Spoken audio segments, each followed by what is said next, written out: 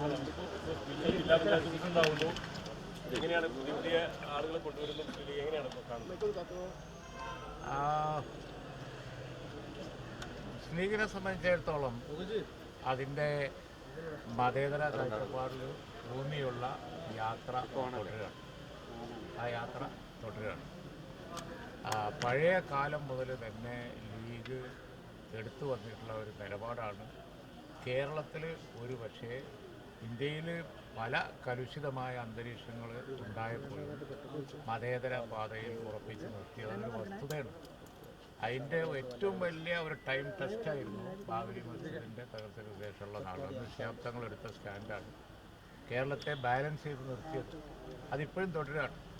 ലീഗിൻ്റെ രൂപീകരണത്തിനൊരു കാരണം ബാക്ക്വേർഡ് കമ്മ്യൂണിറ്റീസിന് പരിഗണന കിട്ടുന്നില്ല എന്നായിരുന്നു. ജോലിയിലില്ല, അധികാരസ്ഥാനത്തില്ല, അങ്ങനെ പലതും. അതാണ് ബാബുയുദ്ധങ്ങളും പൂക്കോയുദ്ധങ്ങളൊക്കെ ആദ്യകാലത്ത് ശ്രീ ചടയനൊക്കെ മുന്നിൽ അവതരിപ്പിച്ചത്. ദ്വയ മണ്ഡലത്തിൽ നിന്ന് അന്ന് ജയിച്ചുകൊണ്ടിരുന്നത് ശ്രീ ചടയന കൂടിയായിരുന്നു. ആ പാരമ്പര്യം ലീഗ് എന്നും തുടർന്നിട്ടുണ്ട്. അവശ്യ പിന്നോക്ക ന്യൂനപക്ഷ ജനവിഭാഗങ്ങളുടെ ഉന്നമനം ആ ലക്ഷ്യം വെച്ചാണ് നീങ്ങുന്നത്.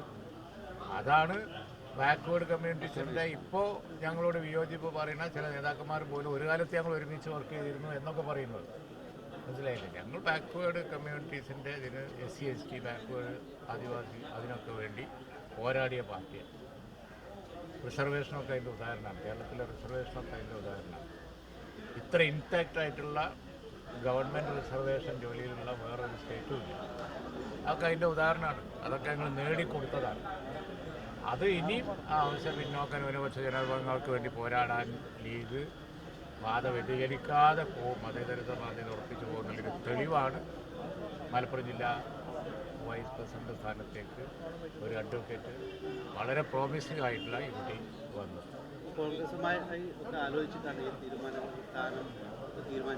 ഇന്റർനാഷണൽ കോൺഗ്രസ്സുമായിട്ട് ഇന്നിപ്പോൾ കേരളത്തിലുള്ള എല്ലാ തദ്ദേശ സ്വയംഭരണ സ്ഥാപനങ്ങളിലും വളരെ ആലോചിച്ചാണ് ഞങ്ങൾ മുന്നോട്ട് പോയിട്ടുള്ളത്. അങ്ങോട്ടും ഇങ്ങോട്ടും വളരെ പരിഗണന കാണിച്ചുകൊണ്ടാണ് പോകുന്നത്.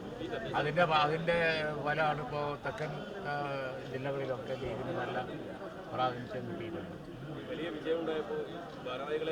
ഒരു മിനിറ്റ്, മലബാറിൽ ഞങ്ങൾ അതേ രീതിയിൽ അങ്ങോട്ടും ഇപ്പോൾ നമ്മൾ നിൽക്കുന്ന മുനിസിപ്പാലിറ്റി ഇവിടെയൊക്കെ ലീഗിന് സ്വന്തം ഭൂരിപക്ഷമുണ്ട്. പക്ഷേ ഞങ്ങളത് കാണിക്കുന്നു.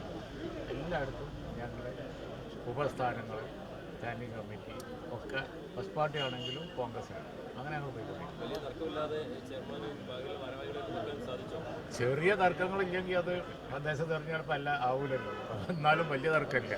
ഓക്കെ, വളരെ സന്തോഷത്തിലാണ്. കാരണം ജനങ്ങൾ കൊടുത്ത മാൻഡേറ്റ് ഇപ്പോൾ കൊച്ചിൻ കോർപ്പറേഷനിലൊക്കെ പിന്നെ ഒരു കോൺട്രവേഴ്സി എന്ന് പറഞ്ഞ് മീഡിയ കൊടുക്കുന്നുണ്ടെങ്കിലും ഇതിലൊരു ചർച്ച ഉണ്ടായി, അത്രയല്ലേ ഉള്ളൂ.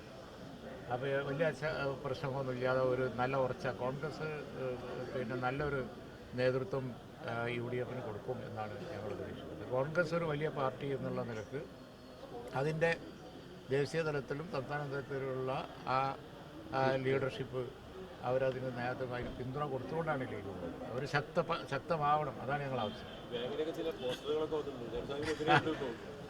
അല്ലേ, വേങ്ങരയിൽ അങ്ങനെയുള്ള തീരുമാനങ്ങളൊന്നും ഇല്ല. വേങ്ങര തീരുമാനം തങ്ങൾ പ്രഖ്യാപിച്ചിരുന്നില്ല. മനസ്സിലായി, തങ്ങൾ പ്രഖ്യാപിച്ചത് നോക്കിയാൽ നിങ്ങൾക്ക് മനസ്സിലാവും. ആ വാർത്തയ്ക്ക് ഒരു അടിസ്ഥാനമില്ല. എൻ്റെ കുടുംബത്തിന് വേങ്ങര ബ്ലോക്കിൽ ആരുമില്ല. അവിടെ വേറെ ആളാണ്. ഓക്കെ ഓക്കെ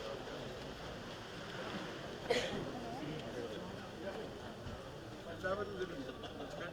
അതിൻ്റെ പ്രവർത്തകന്മാർ ഒരു നല്ലൊരു വാഹനം അതിന് വേണ്ടി സമർപ്പിക്കുകയാണ്. പ്രിയപ്പെട്ട എൻ്റെ സ്ഥാപനത്തിൽ എൻ്റെ സുഹൃത്തു കൂടിയ ശ്രീ ചിത്രാംഗത്തിൻ്റെ പിതാവിൻ്റെ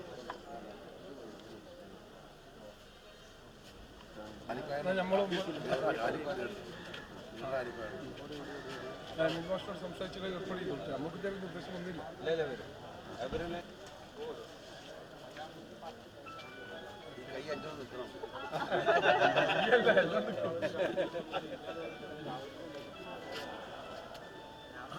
നിങ്ങൾ പോയിട്ടാ